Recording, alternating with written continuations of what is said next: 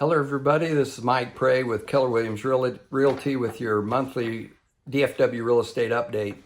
We're going to be talking about some things that happened in February of 2025, but first I wanted to touch on a question that I have been receiving recently, especially from first-time home buyers and newer home buyers, people that have been in their homes, maybe less than 5 years. And the question is, why do my house payments keep going up?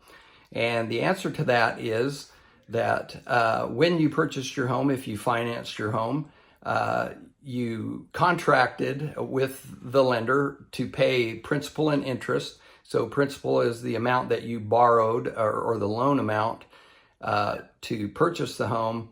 And the interest rate, of course, was the interest rate at which money was being lent at the time that you paid your home. And those don't usually change by themselves unless you had some kind of an adjustable rate mortgage or something like that. But typically in vast majority of the loans, those two numbers are fixed, the principal and the interest.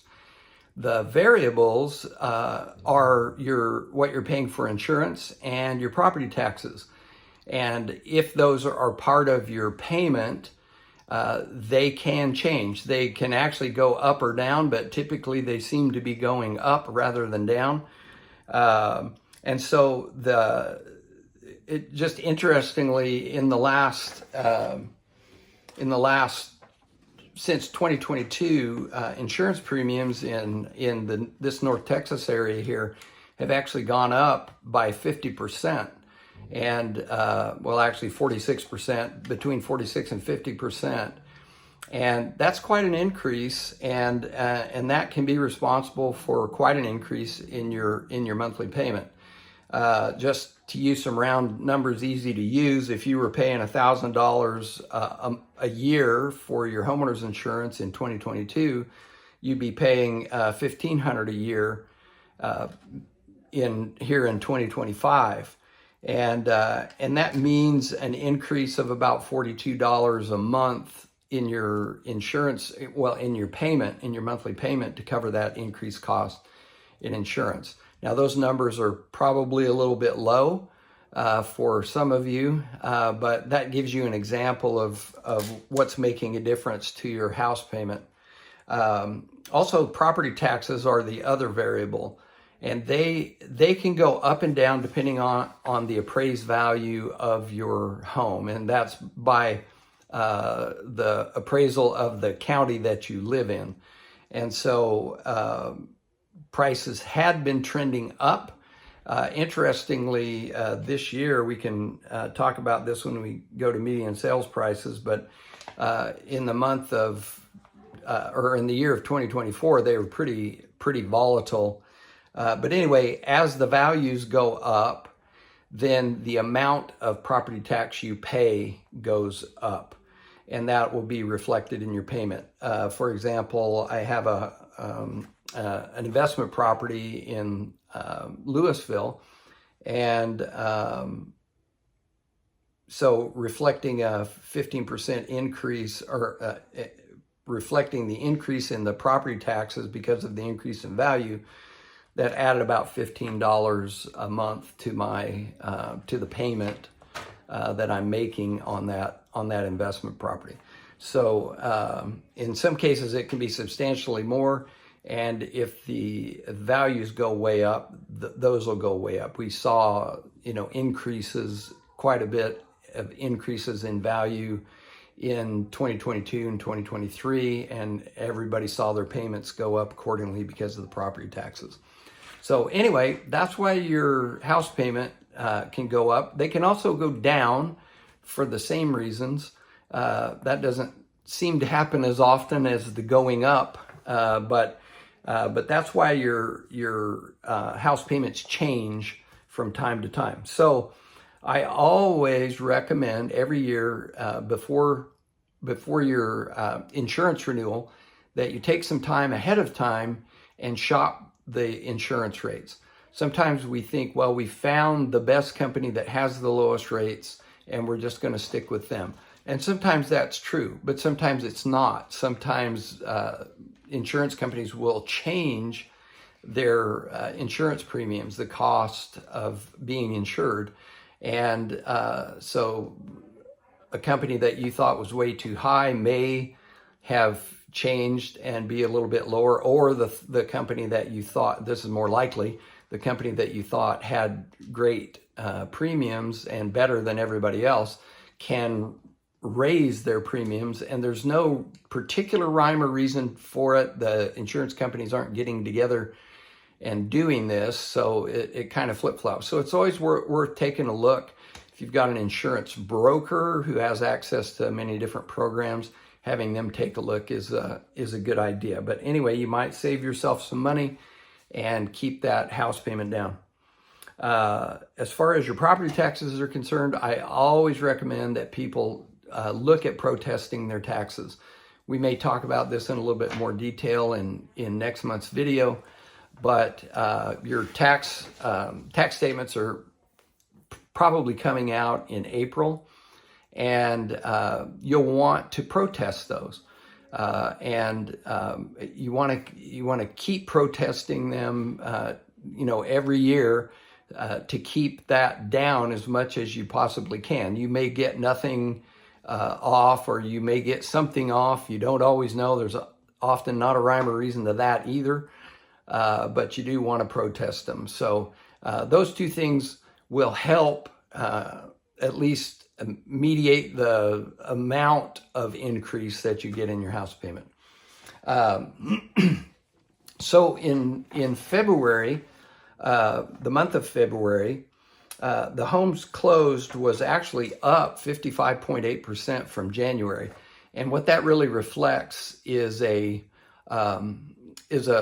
really hot sales month in January that was a little bit unexpected, but that's reflected in the number of homes that were closed this month.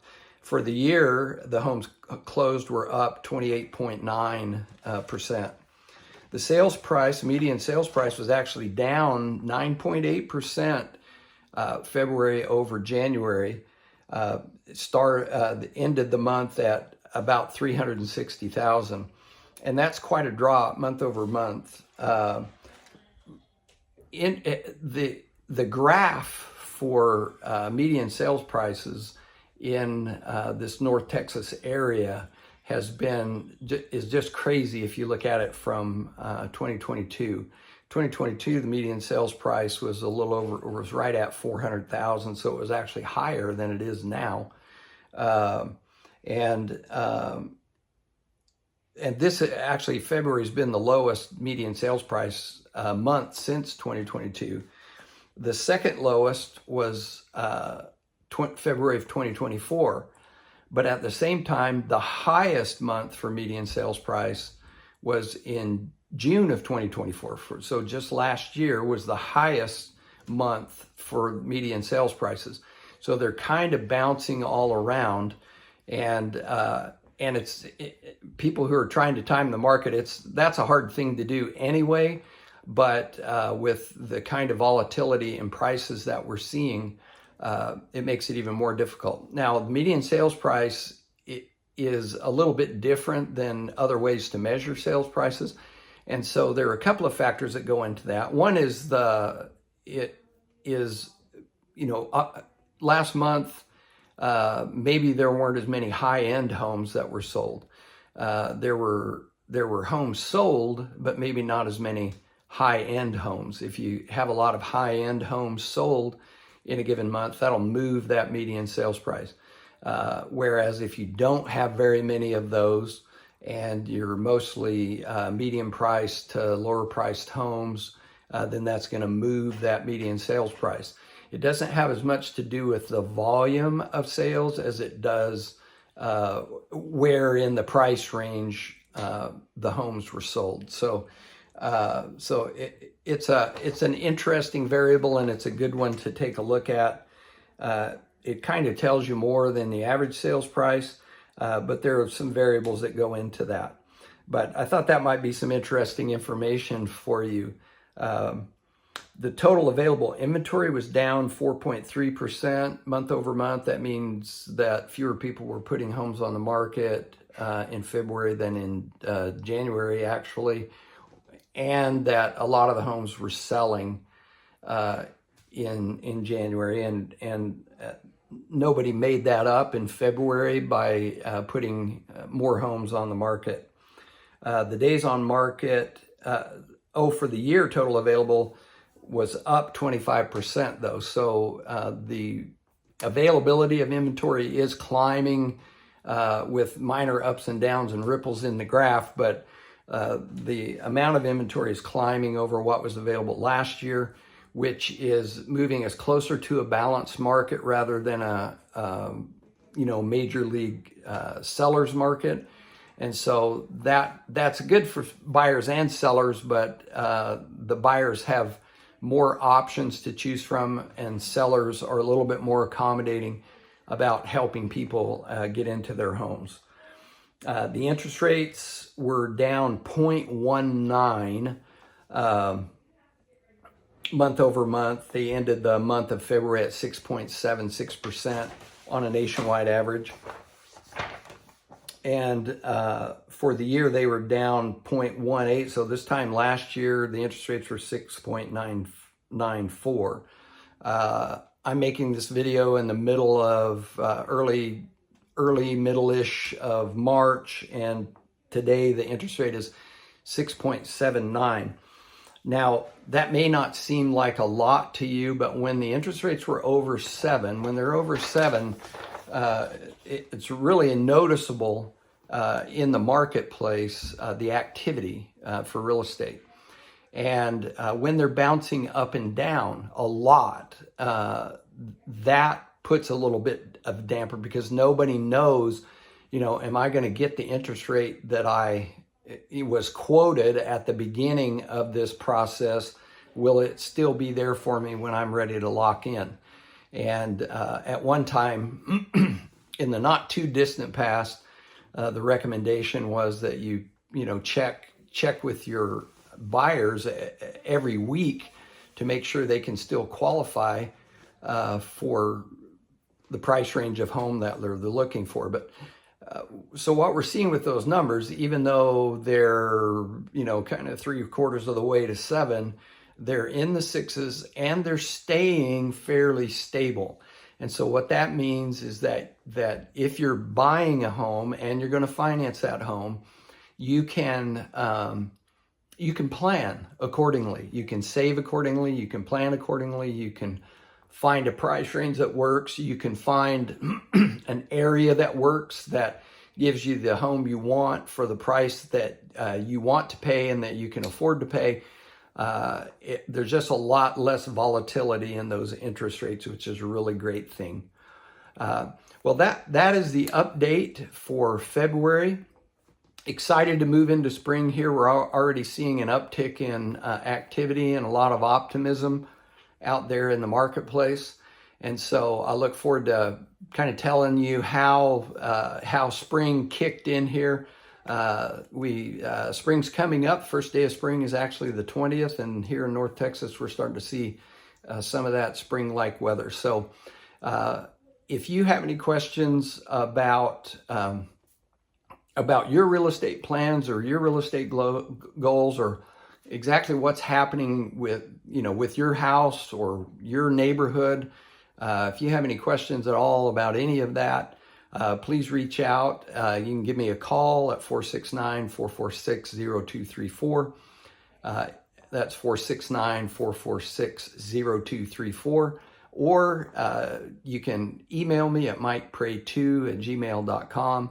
If you're seeing this on social media, or you go to my website, you can message me from there, and I'd be glad to get back with you and answer any questions that you have and help you plan for your successful real estate future. Everybody have a great month. Have a great intro to spring here, and I look forward to talking to you next time. Bye-bye.